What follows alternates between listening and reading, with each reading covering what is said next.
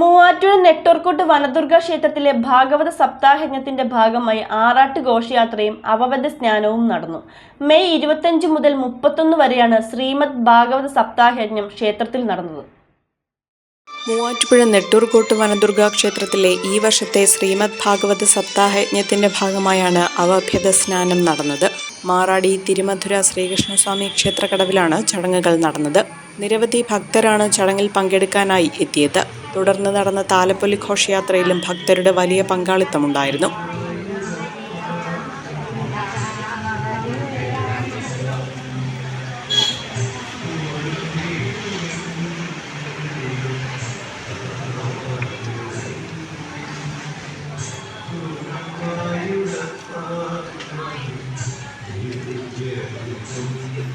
ബ്രഹ്മശ്രീ മുണ്ടാരപ്പള്ളി മഹേശ്വരൻ നമ്പൂതിരിയാണ് ചടങ്ങുകൾക്ക് നേതൃത്വം നൽകിയത്.